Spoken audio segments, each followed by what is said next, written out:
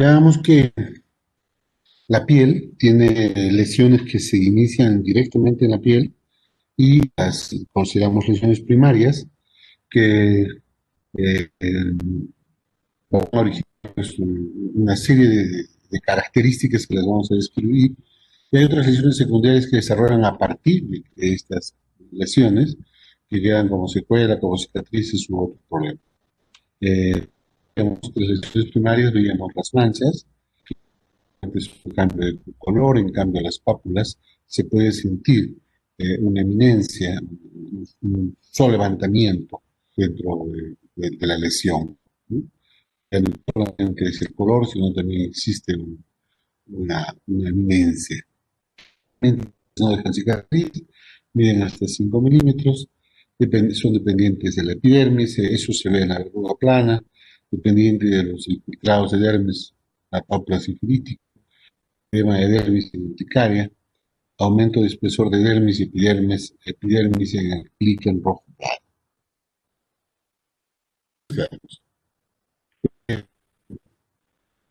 Cuando vamos a la playa o cuando nos ponemos todo un día, por ejemplo,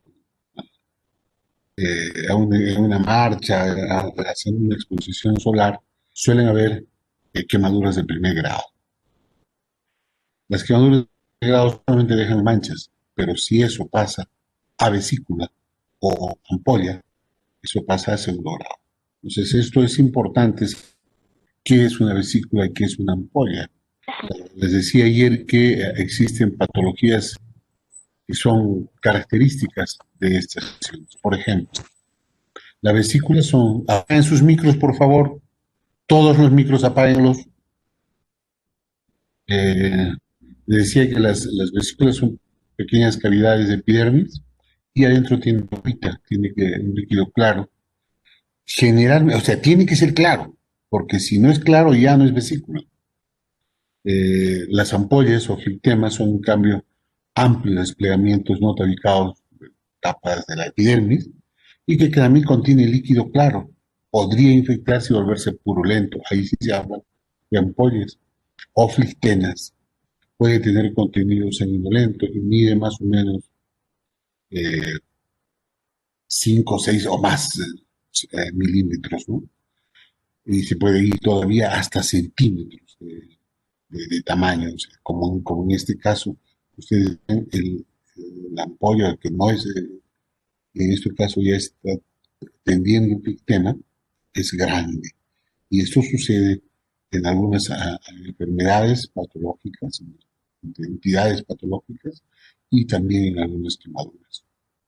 En cambio, cuando estas cavidades se llenan de pus, está rodeado por un halo congestivo, esto se llama pústula.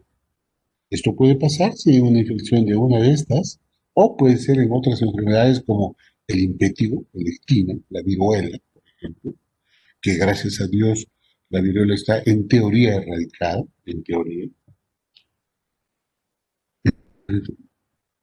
Otras lesiones como el tubérculo, que tiene formación sólida, una formación sólida de la dermis, deja cicatriz, mide de 2 a 3 centímetros, y por ejemplo eso se encuentra en los forúnculos, ¿no? Cuando salen esos granitos en la piel, el forúnculo nos está formando un tubérculo. Los nódulos, las nudos y los nudos, vamos a describirlo en conjunto, y solamente se diferencian por algunas medidas. El nódulo es una induración circunscrita a la hipodermis, se palpa, mide 5 milímetros más o menos. En cambio, la nudosidad mide hasta 2 centímetros y el nudo mide hasta 5 centímetros. Por ejemplo, estas lesiones se pueden ver en el eritema nodoso, en los gomas sifilíticos y también en las enfermedades producidas por hongos.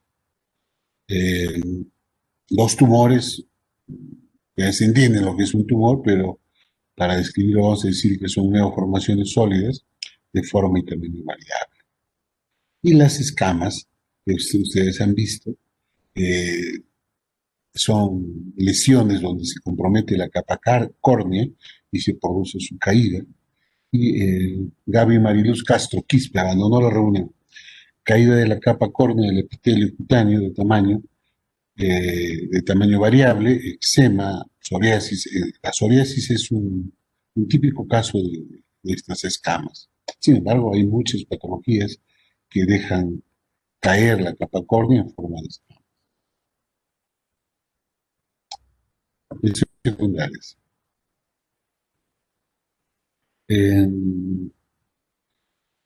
No, no, ya sé que volvió, pero para mí está abandonado. Costras. La costra es la desecación del líquido de las vesículas, ampollas, pústulas, secreciones patológicas, secreciones serosas, purulentas, hemorrágicas, como por ejemplo la costra melicérica. La costra melicérica es aquella costra que queda después de una infección superficial de la piel y la costra es como si estuviera cubierta de miel, por eso es melicérica. La costra hemática, ustedes se dan cuenta, es roja, la común, la que podemos ver ahí en la mano, y se puede ver en cualquier lesión, pero también se ve en el epitelioma. Las fisuras o grietas. Las fisuras o grietas son soluciones de continuidad lineales, y esto es importante, sin pérdida de sustancia, generalmente en queratosis palmar plantar. Las escoriaciones son pequeñas pérdidas de sustancia por traumas a la epidermis, no dejan cicatriz, se asocian a la dermatosis longitudinal. La úlcera. La úlcera es una solución de continuidad, pero que tiene pérdida de sustancia epidérmica y otras capas superficiales de la dermis.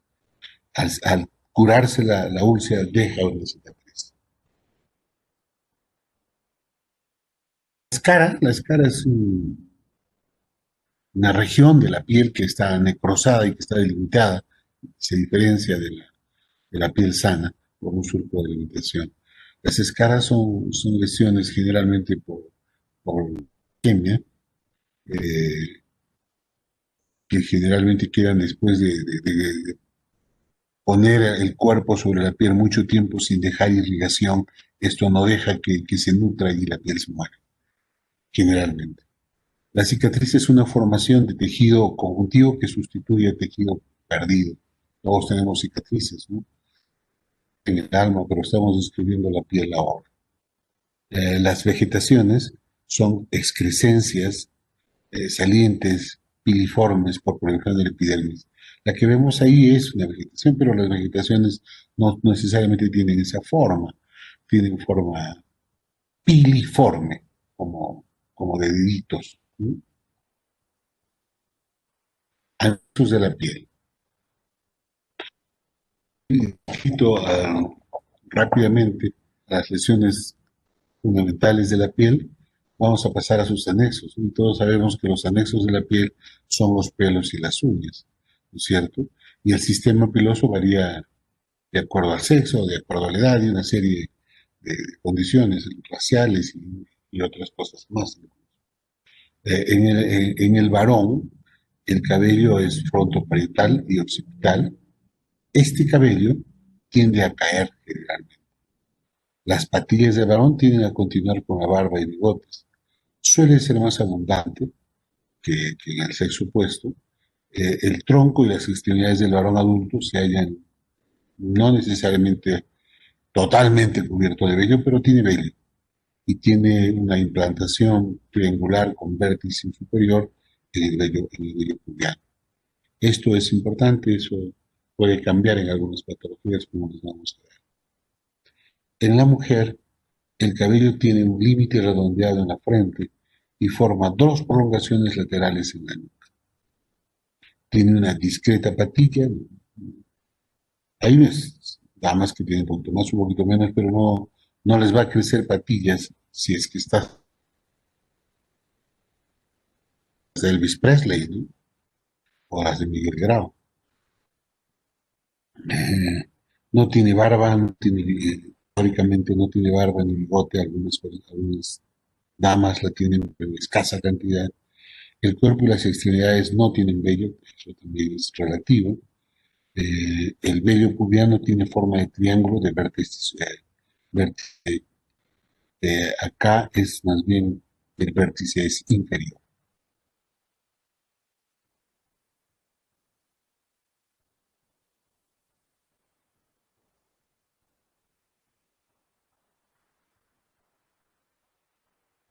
Ok. Algunas características de la piel que tienen que ver con algunas patologías. Por ejemplo, el hirsutismo es la presencia de un sistema piloso masculino en la mujer.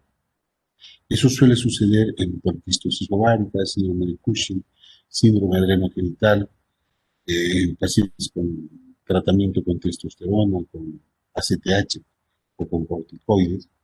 Puede tener una, un crecimiento de un poco de vello como en la forma del varón, pero que es completamente diferente de la hipertricosis. Como ven ahí, esa niñita con el pelo en la cara, que eso sí es un aumento exagerado del pelo en una distribución. eh, eh, Puede ser normal, pero también puede ser en sitios anormales. La alopecia es un problema bastante frecuente, más en los varones, pero también en las mujeres, y no necesariamente es por cuestión de, de, de sexo. Hay alopecias que tienen una, un trasfondo patológico, como por ejemplo la diabetes mellitus, la tuberculosis, el cáncer, la anemia, en la hipofunción hipofisiaria, en la hipofunción tiroidea y paratiroidea. El pelo se torna seco, quebradizo, tiende a caer. También se puede ver eso en la cirrosis. Pero en la cirrosis, lo más insaltable es que se modifica la implantación del pelo. En vez de que el varón tenga el pelo pubiano con vértice superior, cambia, se pone de vértice inferior como el.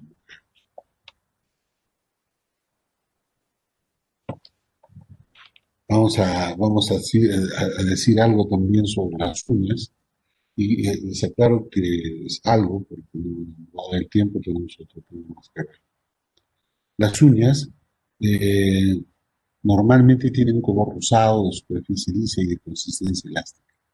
Esto varía en muchas patologías, las uñas pálidas con anemia, color rojo oscuro en la poligonuria, y como ven ahí las uñas azuladas en la cianosis. Y les decía que eso suele suceder en algunas patologías que han sido provocadas por obstrucción de las vías respiratorias o por infección de las vías respiratorias o algún problema que esté causando un mal intercambio alveolo gaseoso. Las uñas en vidrio de reloj son convexas. Esas uñas son típicas y ustedes las van a poder apreciar muchas veces. Realmente son bastante características, eh, tienen esta forma, son convexas, normalmente son planas, ¿sí? Pero acá es convexa y ustedes fíjense lo que antes en los relojes clásicos, el vidrio era convexo y por eso se llama el vidrio de reloj. Eso se puede ver en cáncer de pulmón, en cardiopatías congénitas, incluso en las asianóticas, se puede ver en endocarditis subaguda, se puede ver en neumopatías crónicas también, tuberculosis, silicosis, se pueden ver en muchas otras patologías. Sin embargo, nadie que es normal tiene ese tipo de uñas. Si tienes esas uñas es porque algo está pasando.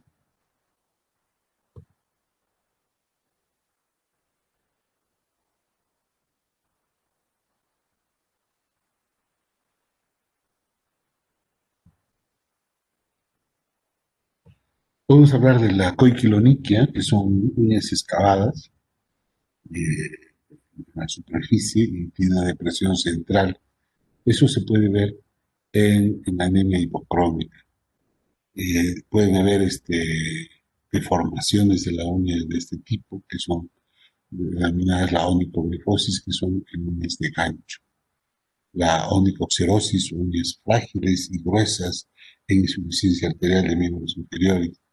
Eh, la deformación de las uñas cuando se las comen, y eso es onicofagia. Son uñas roídas, evidencia estados de ansiedad y tensiones psíquicas. El cambio de las uñas hasta deformarse también en la onicomicosis. Eh, Hay muchas alteraciones de esto. Eh, cuando se lleve dermatología vamos a profundizar un poco más. Espero que se pueda profundizar sobre la materia. Pero estas son unas pinceladas de lo que pasa con las uñas y los pelos y lo que debemos describir en la historia clínica. Vamos a pasar a hablar del tejido subcutáneo y esto es básicamente la hipodermis o tejido adiposo. Esto se encuentra entre la dermis y los planos aponeuróticos. Dentro de este tejido va a estar toda la red vascular, las arterias, las venas, los vasos linfáticos. Por ahí va a recorrer y permite el desplazamiento de la piel, excepto en palmas y plantas, que eso no se mueve.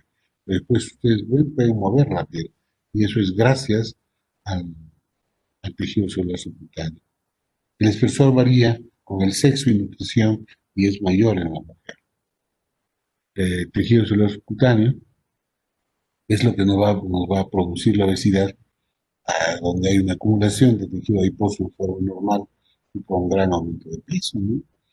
Hay la obesidad androide, que es donde se acumula el tejido adiposo en la parte superior del tórax, y la obesidad ginecoide, que el depósito de grasa es en la mitad inferior. Eh, para hablar nosotros de adelgazamiento, lo contrario de la obesidad, debemos tener un 15% menos del peso teórico.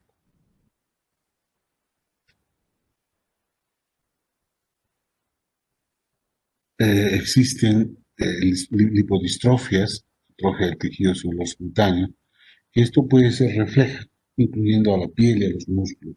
También atrofia de otras partes del cuerpo, como partes blandas, ¿no? Y la lipomatosis, que estas son atrofias del tejido celular subcutáneo, formando unos acúmulos de grasa, unos tumorcitos de grasa, unas bolas de grasa, que se llaman lipomas.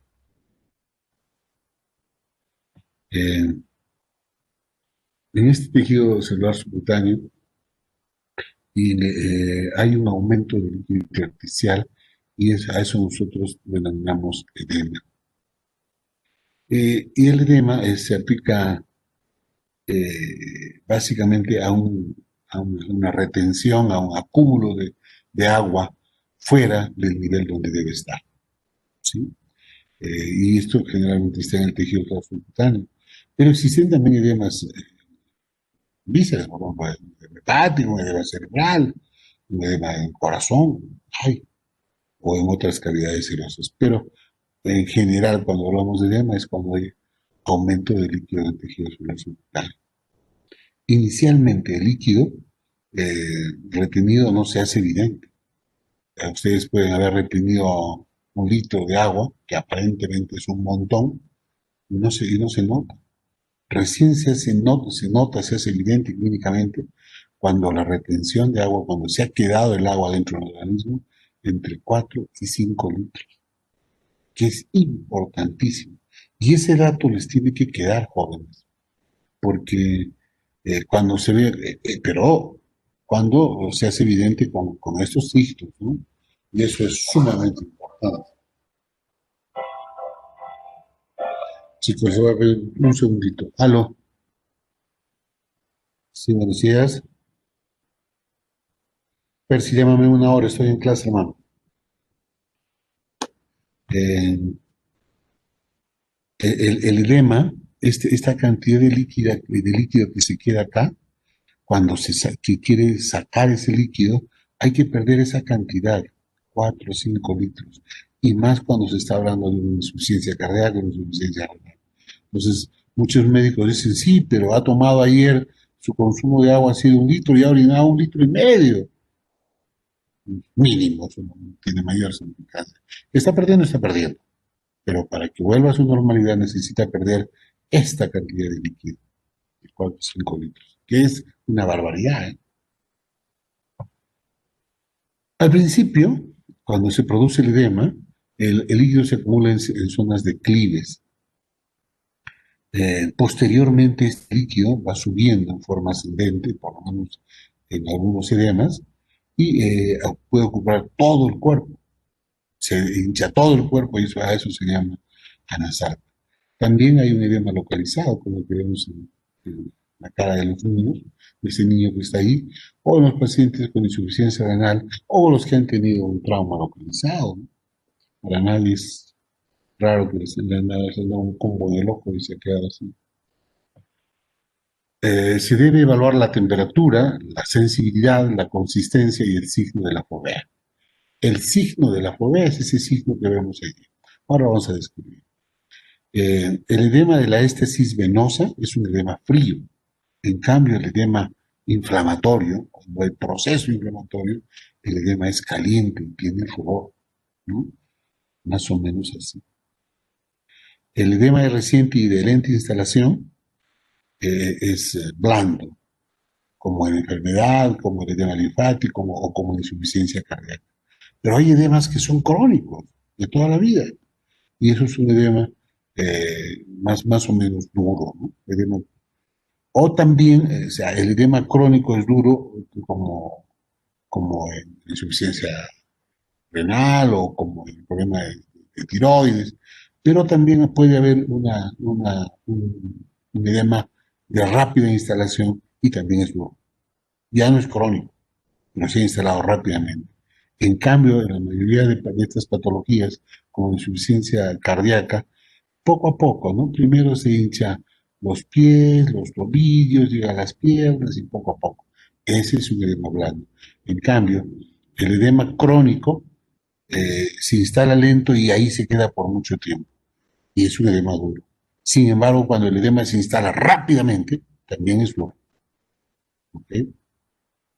Y este es el signo de la fovea. Si ustedes presionan con los dedos, el medio, el índice, el anular, sobre una superficie ósea, sobre una superficie dura, los dedos se quedan marcados y no desaparecen.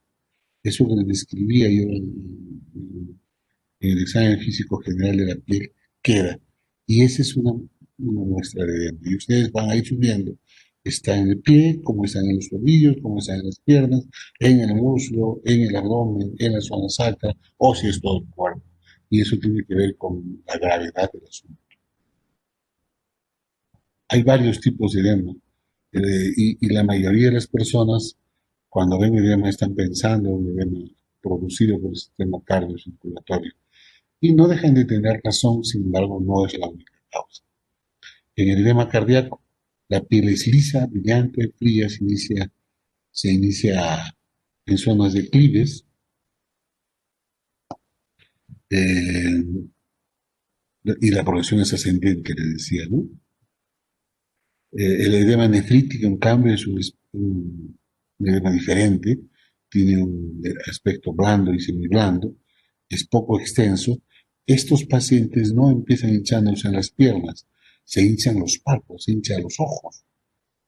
También se pueden hinchar los malleolos en los tobillos, porque ahí hay tejido laxo, pero se hinchan los tobillos y los ojos.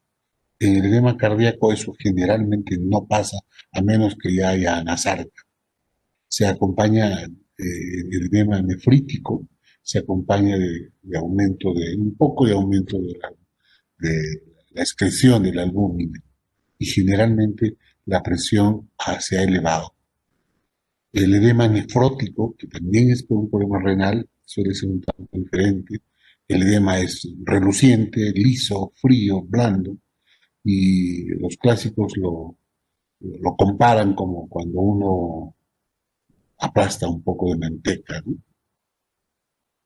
Este es un edema de instalación rápida, es intenso, se inicia en los párpados. eh, eh, Perdón, Florence. Aló. Hola, buenos días, doctor. Señora, llame en una hora, estoy en clase, por favor. Eh, eh, el edema nefrótico tiene una característica. También empieza en los ojos, a diferencia del edema cardíaco, en los malleolos, pero también se ve en el dorso de las manos y los pies. El edema cardíaco, no el vascular, el cardíaco, generalmente no tiene que ver ni con los párpados ni con la palma de los pies y de las manos. Este edema nefrótico se puede generalizar y se puede hacer anasarca, pero la característica de esto es que tiene una intensa albuminuria, orina albúmina a montones. En cambio, el edema circulatorio por obstrucción venosa es un edema un tanto cianótico, un tanto azulado, y es generalmente un edema local. ¿Y por qué es local? Porque dependiendo qué vaso sanguíneo se ha obstruido, allí se va a producir el edema. Y por ejemplo, hay el edema en el esclavina cuando hay una obstrucción de la vena cava superior, que es en la parte superior, en el cuello, sobre las clavículas, con esas esclavinas que se usaba antiguamente, con esas joyas que se llaman esclavinas.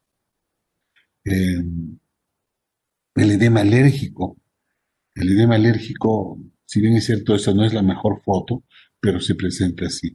El edema alérgico suele ser tan espectacular que da cara monstruosa, rojiza.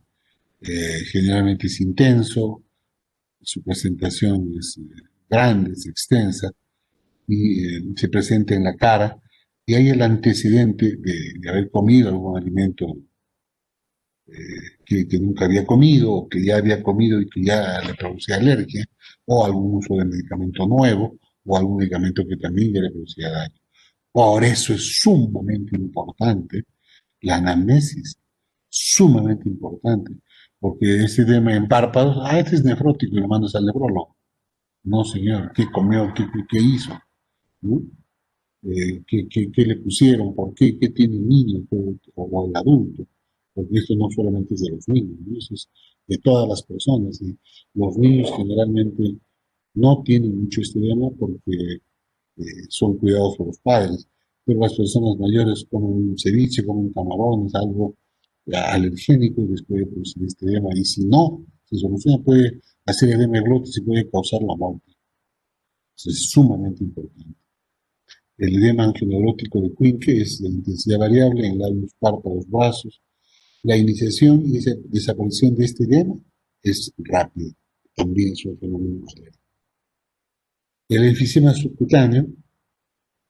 El enfisema subcutáneo es la entrada de aire debajo de la piel, en el tejido celular subcutáneo.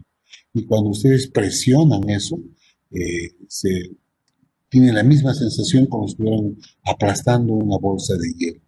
Eso sucede cuando hay heridas penetrantes en tórax, cuando hay rotura de costillas y hay escape de gas del pulmón hacia la piel. Pero puede ser también por otras causas. Por ejemplo, la ruptura alveolar en grandes esfuerzos, el aire proviene también del aparato respiratorio. Podría haber este mismo problema en el abdomen cuando se rompe el intestino por herida, por fístula, por neoplasias y sale el aire del intestino al tejido subcutáneo. El enfisema por acumulación de gases de infección del tejido subcutáneo o, o de otros tejidos que están cerca. Esto generalmente sucede cuando hay infección por bacterias anaerobias o en la gangrena gaseosa. Ahora vamos a pasar a la otra parte del tema, que es la exploración física regional, y vamos a ver rápidamente el examen de cabeza. Eh, la exploración, acabamos de ver la exploración del cráneo, la cara y la relación entre las dos, y a la descripción de los ojos, la nariz, va a estar a cargo de la doctora Blanca, si no está programado. Eh, El examen de la cabeza, pues básicamente se hace con inspección y hay que ver la postura cuando el paciente tiene la cabeza sobre, sobre el cuello, sobre los hombros y erguida o ligeramente inclinada, pero sin mayor eh, exageración es normal, ¿no? Pero si la cabeza está hacia atrás, por ejemplo, eh, en algunas patologías cuando hay espasmos de músculos de la nuca, como por ejemplo en enfermedades de las meninges, que es fundamental entender eso. Hay, en la meningitis hay una contracción de los músculos de la nuca. Y con solamente eso ustedes que pueden acercar a un diagnóstico tan importante y hacer tratamiento y salvar una vida. En el tétanos o en intoxicación por estricnina. Eh, También se puede inclinar hacia adelante cuando hay abscesos retrofaringeos, en adenitis cervicales o en el mal de Pot. Se puede inclinar a un lado y eso es muy frecuente en las contracturas del esternocleido mastoideo, que se conocen más como tortícolis. Hay que examinar los movimientos de la cabeza. Eh, la cabeza presenta movimientos de flexión, extensión, circunducción, movimientos de afirmación y negación. Pero eso es voluntario, pero hay movimientos involuntarios como los que estamos viendo. Estamos viendo vamos a ver si podemos sacar esto. Estamos viendo en la figura, esos movimientos son anormales. Hay un movimiento en, en el signo con el síndrome de Lucet, donde la cabeza se mueve a puntos del pulso en forma afirmativa. Eso sucede en la licencia aórtica, en la licencia valvular aórtica. Movimientos arritmos y desmesurados como en la Corea del Huntington, perdón, del Sydenham, en la cardiopatía reumática o en la Corea del Huntington. ¿No? Eso es, o sea, con solamente observar eso nos acercamos mucho al diagnóstico. El volumen de la cabeza presenta variaciones raciales y familiares. La cabeza normal es mesocefálica, cuando está pequeña es microcefálica y cuando está grande es macrocefálica. Cuando la cabeza suele ser pequeña, cuando hay poco desarrollo, como por ejemplo en la toxoplasmosis, y la macrocefalia se pueden ver en muchos problemas, cuando hay crecimiento de los huesos del cráneo, con crecimientos osteoides y en el raquitismo, por ejemplo, o en enfermedades de Paget, donde hay un signo como eso, que parece un sombrero, se llama el signo del sombrero. La forma del cráneo,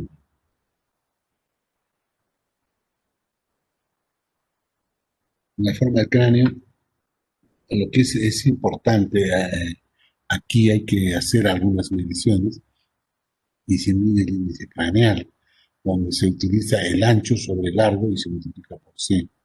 Para determinar la forma de la cabeza se utiliza el índice cefálico, que se obtiene, como ya les dije, como es mesocefálico si mide 75-80, es la braquicefalia encima de 80, dolicocefalia debajo de 75. También se utiliza la palpación, ¿no? Se busca la presencia de eminencias, o sea, si hay tumoraciones, ¿no? Miren, en esa foto, la segunda foto, sin necesidad de palpar, ustedes pueden ver una depresión. Pero en la mayoría de casos no sucede eso. Ustedes con el pelo, y si el pelo está limpio y despojado, pues no van a botar nada. Entonces van a tener que utilizar la palpación para determinar si es que existen depresiones, si hay puntos dolorosos, si hay ablandamiento de los huesos del cráneo, que pueden existir, por ejemplo, en la TAVES o en la osteomalacia. Realmente son enfermedades no muy comunes ya en este momento, pero sífilis aún existe. Eh, Así que podríamos dejar pasar por alto, porque el doctor ha dicho que ya no hay, siempre hay que examinar. Los tumores craneales, Esto también se ve con la palpación, los quistes sebáceos, el adenoma sebáceo, los quistes dermoides, podrían existir papilomas, epiteliomas, etc. El examen del pelo debe considerar cantidad, distribución, color, aspecto, consistencia e implantación. Porque, como ya les dije, ¿no? En la cirrosis cambia la implantación del pelo. En otras enfermedades endocrinológicas también. Y ustedes pueden ver en la cabeza, si ustedes ven solamente la cabeza, les puede parecer que están viendo una mujer y no, y es un varón. Eh, También se utiliza la percusión y también la auscultación. En la percusión, el cráneo nos da un sonido mate, se utiliza siempre el método, o generalmente dígito digital. Hay algunos médicos que solamente utilizan un dedo, y eso depende de su pericia. En la hidrocefalia se obtiene un sonido de olla cascada. En la auscultación, eso se realiza en las regiones mastoides, en eminencias frontales, sobre los globos oculares, y en caso de aneurismas cerebrales, se pueden auscultar algunos soplos. Y eso es importante. Un soplo, que nos pueda describir un aneurisma, puede ser tan importante que puede salvar una, una vida. Un aneurisma cerebral y se muere, ¿no? En cambio, si ustedes lo pueden descubrir con una maniobra que generalmente no se hace, y la gente se dedica pelo bien implantado, de color negro, cosas intrascendentes. Hay muchas cosas que incluso en la cabeza se pueden describir bien. La cara. La cara es parte importantísima del examen físico, ya lo habíamos adelantado un poco, pero en la cara se pueden ver muchísimas cosas, ¿no? Se puede ver la faz, se puede ver los ojos, se puede ver la nariz, se puede ver la boca, se puede ver los labios, se puede ver la lengua, y todo eso nos va a acarrear gran información. Esta descripción es un poco ahondar en la parte general de la cara. No vamos a entrar en profundizaciones, pero es sumamente importante con solamente mirar la cara, si ustedes son observadores, si ustedes saben eh, mirar y ven lo que miran, pueden acercarse mucho al paciente, a la patología del paciente. ¿Qué es la facies? La facies es un conjunto de características anatómicas eh, que tienen rasgos expresivos y coloración. Esto nos va a permitir orientar nuestro diagnóstico y a muchas veces pueden llegar a ser un diagnóstico bastante preciso, como en la ictericia, como en la anemia, ¿no? Ahora vamos a ver. La cara. Bueno, solamente en esas patologías, ¿no? Que nosotros podemos, ¿no? Si viene un paciente con edema, con insuficiencia cardíaca, con disnea medianos o pequeños esfuerzos, con falta de aire, que no puede respirar, que no puede caminar, y tiene esa cara donde están teñidos los pómulos y muchas veces la nariz, yo puedo decir, y me estoy refiriendo a esta cara, que es diferente de esta. ¿No? Esta cara generalmente tiene un paciente que que tiene una estenosis mitral. La estenosis mitral, como la mayoría de ustedes ya me entenderán, es una patología que resulta de la inflamación de los bordes de la válvula mitral. La válvula mitral es una válvula que tiene la forma de mitra, y la mitra es el gorrito que usan los obispos, que es un redondo si lo ven de arriba, es un redondo con una raya al medio, y como que se quiere abrir. Así es la mitra, por eso se llama válvula mitral. Y si esos bordes del medio se inflaman, al cicatrizar se pegan y disminuyen el tamaño de la válvula mitral. Esa disminución del tamaño de apertura de la válvula mitral es la estenosis mitral. ¿Y dónde está la mitral? La mitral está entre la aurícula izquierda y el ventrículo izquierdo, o sea, toda la sangre que ha llegado ya con oxígeno a la aurícula izquierda no va a poder pasar al ventrículo izquierdo y de allí no va a poder salir hacia todo el cuerpo. Por lo tanto, no se va a cubrir el requerimiento metabólico de sangre, de oxígeno, de alimentos en el cuerpo. Entonces el corazón no es suficiente para hacer esa función y a eso llamamos insuficiencia cardíaca. En este caso, el origen es la estenosis mitral. Entonces, para eso, si nosotros nos acercamos a ese diagnóstico, hay que hacer un tratamiento. Esto ha cambiado un poco en la historia. Cuando yo llego a Puno hace un par de, casi 3 décadas, como cardiólogo, veía muchas estenosis mitrales. Eso ha cambiado. No se ven muchos, pero hay que estar preparados porque en nuestro medio el sol les quema la cara y parece verlos son normales. Y más cuando las personas, nuestros paisanos que tienen nuestras características físicas, que son morenos y qué sé yo, no se le aprecia mucho. Pero hay que estar preparado para eso. Miren, el mismo corazón tiene también la válvula aórtica, que tiene otras características que es sumamente importante. La, la válvula aórtica es la válvula que va a sacar toda la sangre desde el corazón a toda la circulación y va a evitar que vuelva la sangre al corazón. Una válvula súper potente y puede fallar también. En la fascia aórtica, cuando falla de esta válvula, hay una palidez perivocal. Mire, puede haber, como les decía, el signo de Muset, la cabecita se mueve como si al compás del pulso. ¿Sí? Presenta pulsación visible en las arterias temporales, ¿sí? Y en las arterias carótidas en el cuello. Se puede ver el pulso capilar en las mejillas. Y todo esto se va a encontrar en la insuficiencia valvular aórtica. No necesariamente la van a ver mucho porque se ha adelantado ya en los métodos diagnósticos y estos pacientes no llegan a, a tener todos esos problemas. Pero la gente del campo que no tiene acceso a eso, en algún momento llegan a la ciudad o donde ustedes estén haciendo su serum o su provincia o sus trabajos, entonces ahí van a poder descubrir esas cosas y si ustedes se acuerdan de esta primera conversación, inmediatamente una llamadita, una transferencia y nosotros lo recibimos.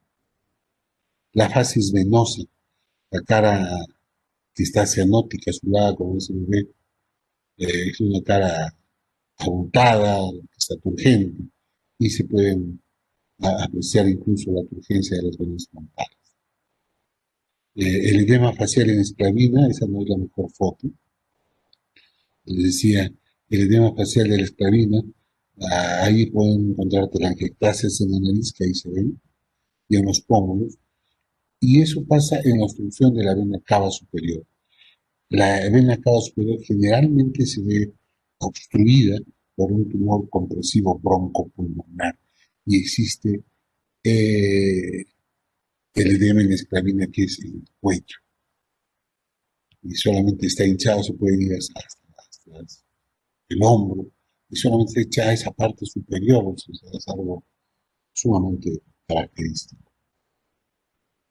Las fases pálidas son fases por anemia, que se puede ver en las endocarditis, en la enfermedad renal crónica, en las enfermedades del tejido celular cutáneo, como el lúpus o enfermedades hematológicas, ¿no? Fases cianóticas que también se ven en cardiopatía congénita cianótica, las fases ictéricas, que lo vimos, el color amarillento, lumínica, vermínica, flamínica, ya no queremos recordar porque ya lo hemos visto bien. La fase saltosa se presenta la piel congestiva, enrojecida y bronceada. Eso saben mucho los jóvenes. Se pueden ver varicosidades venocapilares en el pómulo de nariz. Generalmente es cuando ya el paciente toma pues bastantes años, ¿no? Los que toman muy de vez en cuando, un poquito, no mucho, pero que ya toman de forma regular, tienen esas características. La fase caquéctica tiene enfermedades conjuntivas como el cáncer, la tuberculosis, donde se pierde el tejido subcutáneo, se pierde la bolita de Bichat. La bolita de Bichat es una bolita de grasa que tenemos en las mejillas y cuando son tanto exagerados es lo que producen los cachetes, ¿no? Como lo que trata de representar el Kiko del Chavo del Ocho. Esa bolita, cuando hay enfermedades consultivas, se consume, desaparece y da el tipo de cara caquética, enlaquecida, hundida. La facies esclerodérmica es la facies donde la cara se presenta rígida, sin arrugas, momificada. Cuando a las chicas se escuchan sin arrugas dirían, yo quisiera tener esa facies, porque a ellos no les gustan las arrugas, pero no les gustaría ver una cara, una facies esclerodérmica, es como una momia. Tiene los pómulos salientes, la nariz afilada, la boca entreabierta, los labios retraídos. Eso se encuentra en esta coragenopatía que es la esclerodermia y no es nada agradable. Otras fases, ya para entrar en otro tipo de patología, por ejemplo, la fases peritoneal, que también se ha descrito desde Hipócrates, imagínense, por eso también se llamaba la fases hipocrática. La piel tiene color pálido terroso, los ojos están hundidos, los párpados tienen unas grandes ojeras.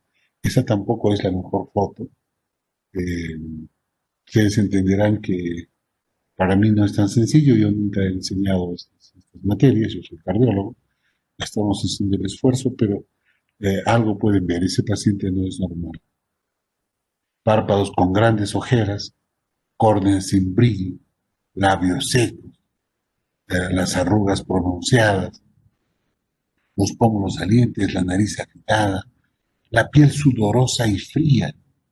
Todo esto se puede ver en los pacientes con peritonitis. Pero los pacientes con peritonitis no es que tiene peritonitis y nada más. El paciente con peritonitis, cuando ya está complicado, tiene una sepsis, tiene un shock séptico, tiene una serie de complicaciones. El paciente tiene una gran deshidratación por pérdida de agua y no repuesta, por la infección, y la peritonitis puede ser altamente peligrosa. También se puede ver este shock en algunos pacientes con cólera, que hace algunos años tuvimos un brote de cólera en el país y que puede volver. El paciente va al baño tantas veces a hacer deposición que no da tiempo ni siquiera a reponer. Entonces el paciente entra en una gran deshidratación, puede entrar en shock y muchos pueden llegar a la muerte. Pero si solamente se hidrata, el paciente se salva. La facies leonina. Esa sí es una facies leonina. Y eso lo van a ver en algunas patologías como la lepra. Eso es característico. Gracias a Dios ya no se ven de muchos de estos casos. La lepra es una enfermedad que no se ve, no se ve frecuentemente. Sin embargo, hay algunas patologías que se asemejan, pero algunos hemos tenido suerte de ver esto, pero mala suerte para el paciente. La cara tiene bordes engrosados, enfrente, mejilla, barbilla, y la nariz además está aplanada, las cejas despobladas, hay alopecia, pérdida de pelo por espacios, les decía que en algunas patologías se ven, y todo eso se ve en la letra modular. En la fase renal, les decía, los pacientes renales tienen un edema que hincha los párpados y la coloración de la piel de los pacientes renales es característica de una coloración pálida media terrosa y con los párpados hinchados, hablamos de una población pálida edematosa. Pero el paciente renal de larga data, les decía otro día, tiene un color bien especial, entre pálido, entre amarillo y entre oscuro, dependiendo de la raza también.